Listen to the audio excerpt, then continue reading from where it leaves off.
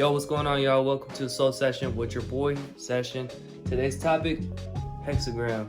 So what I'm going to do is I'm going to explain what this is, and then I'm going to tell you why it matters. This strange symbol that you've seen in many different religions applies to you more than you think. So, check this out, yo.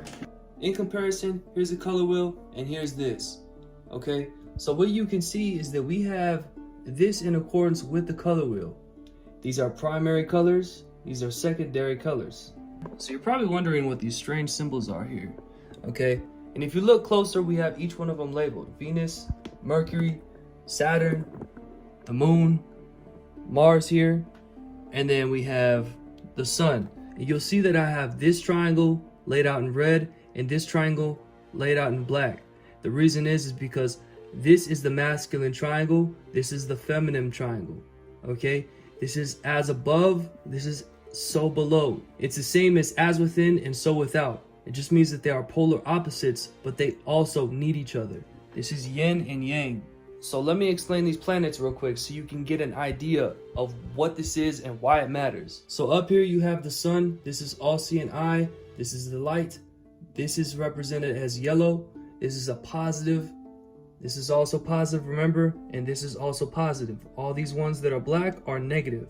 Right, so I'm going to talk about these positive traits, which are the masculine. I'm going to talk about these first. The sun represents energy and your ego. It also represents what you externally see. This is the occult symbol for the sun. And if you look closely, it looks like an eyeball. It's because this is in fact the eye of providence. So this is the solar plexus on the chakras. Oh my God, this is falling. See, and next on this positive / masculine triangle, we have Mars, which is represented as war and the root chakra. It's the color red, and this is the symbol. And the zodiac that is associated with Mars is Scorpio and Aries. And to finish out this triangle, we have Mercury, which is also the throat chakra. As you can see, the color is blue, and it is a positive trait, and it represents logic, also expression and transformation. Yeah, and real quick before we go on to the feminine, you're probably wondering, why do triangles matter? Well, I'm going to tell you. So if you think about single point energy, right? Or if you think about zero, which would be neophyte, and if there was something to come from the neophyte, then it would be one, right? One specific thing. Now, say that one thing found out there was an inconsistency within its strand of what it's doing, and it was able to reflect on that inconsistency. Then obviously, once it's able to reflect, it would turn into two, which is the positive and negative. So now you have two different forces basically fighting against each other, but they come from the same source. Now, if you add one more point, that would become the first shape, which is a triangle. You still have positive, negative, and then you have this third point, which would be considered the neutral ground. And again, this is this right here, but it is also this here. And I'll get to this in a second. These are the same, but they're not. And what this last point that creates a square allows these to do is to have a physical body to be able to enact these things. Emotions, willpower, thinking, and it needs to manifest. All right, so let's get to the feminine aspect real quick. So again, we have yellow plus red, it equals orange. And that is the moon. That is the sacral chakra. That is related with emotion. It's related with water. And as you can see, the zodiac's association is Cancer. When you mix red and blue, it creates purple. This is your third eye. This is your intuition. This allows you to think intuitively, but only with the presence of light.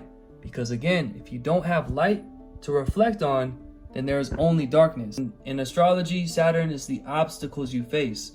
But you need obstacles in order to learn. You need obstacles in order to reflect. Unfortunately, we need bad times to appreciate the good times. So Saturn is the teacher. He is known as the father. In astrology, the Saturn signs are Capricorn and Aquarius, which you can see is a negative and a positive trait. And to end things off, we have the beautiful Venus, which represents love, beauty, in nature. Some would argue that Venus should be in the middle because it's associated with the heart chakra. And we know that the chakras ascend from red, orange, yellow, and then green, which would be in the middle, going up to the throat, the third eye, and then the crown. And real quick, people also think that it should be Saturn that's in the middle.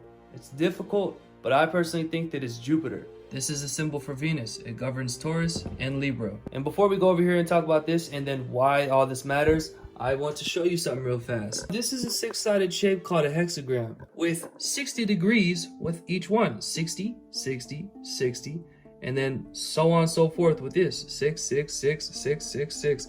All right, now 666. Oh my God. Now, funny enough, the word hex actually means to curse. We got 6 points, or you can look at it as 6 sides. And when you have 6 sides, you have a cube. Now, when you open up a cube, you have a cross.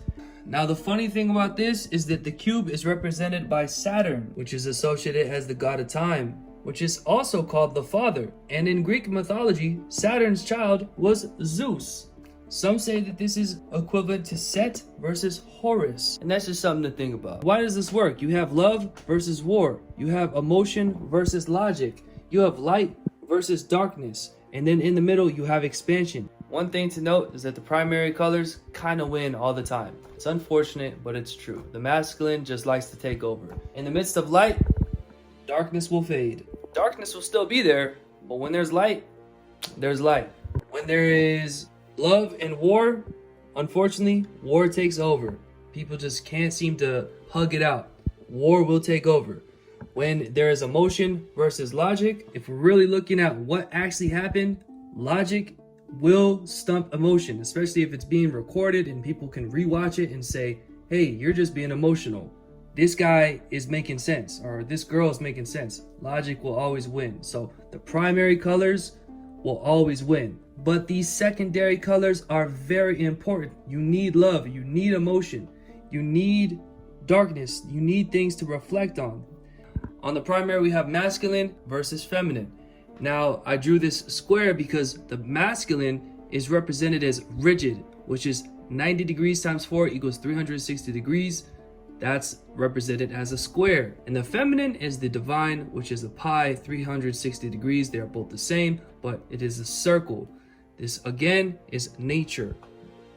Feminine is not rigid, masculine is. Then you have light versus dark, positive, negative. Left brain versus right brain.